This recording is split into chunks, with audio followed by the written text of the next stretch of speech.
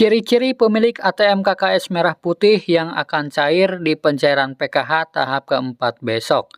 Nah, kira-kira yang memiliki ciri seperti apa ya? Simak terus. Nah, oke teman-teman, perlu diketahui ya bahwa sekarang sudah menginjak akhir bulan Oktober ya teman-teman, atau pertengahan bulan Oktober maksud saya.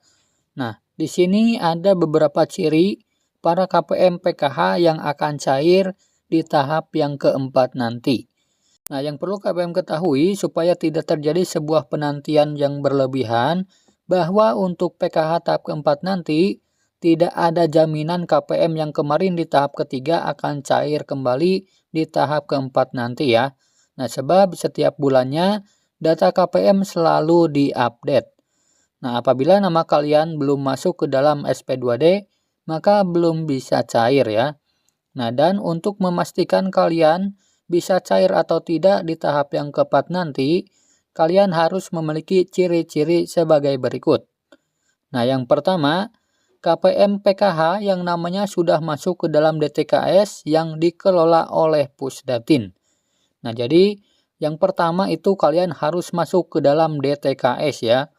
Kemudian ciri yang kedua, KPM PKH yang datanya di DTKS sudah padan dengan Dukcapil, baik dari nama, nomor NIK KTP, alamat, serta anggota keluarganya. Nah, jadi datanya itu harus online ya teman-teman, dan harus padan dengan Dukcapil serta di DTKS. Kemudian yang ketiga ciri-cirinya adalah KPM yang masih memiliki komponen dan data komponennya sudah padan dengan Dukcapil. Nah, apabila data komponen atau anggota rumah tangganya ada yang tidak padan, maka belum tentu bisa disalurkan bantuannya. Nah, kemudian ciri-ciri yang keempat adalah KPM tersebut tercatat sebagai KPM PKH yang berkomitmen di data pendampingnya. Nah, jadi kalian harus berkomitmen ya teman-teman, harus mengikuti ataupun harus hadir dalam kegiatan P2K2 ya teman-teman. Nah, jadi kalian itu harus datang ya teman-teman jika ada kumpulan. Nah, kemudian yang kelima ciri-cirinya adalah KPM yang namanya masuk dalam SK penetapan pencairan yang ditandatangani oleh Dirjen Jaminan Sosial. Nah, sebab setiap terminnya dalam pencairan selalu harus masuk dalam SK penetapan yang ditandatangani. Nah, kemudian yang keenam, KPM PKH yang memiliki rekening aktif sehingga tidak terjadi gagal on span. Nah, di mana data KPM yang dikirim pusat ke Bank Himbara harus sama dan padan, baik namanya, nomor rekeningnya, serta alamatnya. Nah, jadi kalian itu harus padan ya datanya antara di DTKS, di Dukcapil, serta di bank. Jadi jika ada yang namanya berbeda, itu kemungkinan salah satu penyebab tidak cair. Kemudian yang ketujuh, ciri-cirinya adalah KPM PKH yang namanya sudah masuk di data bayar yaitu SP2D. Nah, selama nama belum ada di SP2D, maka pencairan belum pasti ada ya teman-teman. Nah, jadi buat para KPM semuanya, jangan hanya terpaku pada data namanya yang sudah masuk di DTKS bisa cair ya. Nah, itu tidak menjamin akan cair. Jadi yang bisa menjamin itu adalah kalian masuk ke dalam SP2D atau tidak. Nah, jika masuk ke dalam SP2D tinggal ditunggu saja 5 hari ke depan ya teman-teman, atau 1 minggu. Nah, itu adalah ciri-ciri KPM PKH yang bisa cair di tahap yang keempat nanti. Kemudian ada lagi ciri-ciri KPM yang tidak bisa cair di tahap yang keempat nanti ya teman-teman. Yang pertama, bisa saja data kalian belum padan Dukcapil daerah dan pusat, atau belum selesai datanya dipadankan oleh pusat. Nah, di situ baik dari nama, nomor NIK KTP, serta data anggota rumah tangganya. Nah, sebab segala sesuatu itu butuh waktu dan proses ya teman-teman.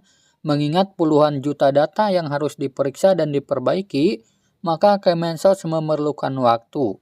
Nah, solusinya kalian harus sabar dan berbesar hati ya teman-teman, menerima dan menyadari bahwa yang namanya bantuan pasti ada aturan dan peraturan serta proses yang sedang berjalan. Nah, kemudian yang kedua, kemungkinan tidak bisa dicairkan oleh pihak bank adalah karena gagal on span. Nah, apa itu gagal on span? Yang artinya adalah perbedaan data ya teman-teman antara data kalian di Dukcapil dengan data yang ada di bank. Nah, baik dari nama, tanda baca, alamat, serta nomor NIK KTP ataupun nomor yang lainnya. Nah, karena pihak bank mempunyai standar internasional ya teman-teman untuk hal ini. Nah, jadi pihak bank itu sangat teliti dalam mencairkan uang ya teman-teman. Nah, lalu bagaimana ya teman-teman jika kalian mengalami ada perbedaan data atau perbedaan nama di KTP serta di kartu ATM KKS Merah Putih? Nah, solusinya kalian sendiri ya teman-teman yang bisa membetulkannya. Jadi kalian bisa datang mulai ke desa, ke Dukcapil, serta ke bank. Jadi harus disesuaikan nih teman-teman dengan nama yang ada di kartu keluarga terbaru yang sudah padan ataupun sudah online di Dukcapil. Sebab dalam hal ini Kemensos tidak bisa serta-merta langsung merubah nama kalian ya teman-teman. Nah, jadi yang bisa membetulkannya itu adalah kalian sendiri yang harus datang ke desa, kemudian ke Dukcapil dan ke bank. Nah, dan tidak lupa juga harus didampingi ya oleh pendamping PKH masing-masing.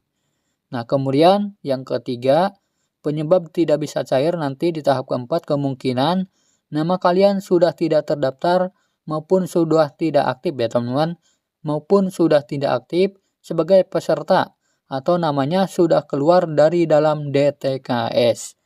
Nah, jadi seperti itu ya teman-teman. Itulah ciri-ciri pemilik kartu ATM KKS Merah Putih yang akan cair di pencairan PKH tahap keempat nanti, serta ada penyebab kenapa tidak cair di tahap yang keempat nanti.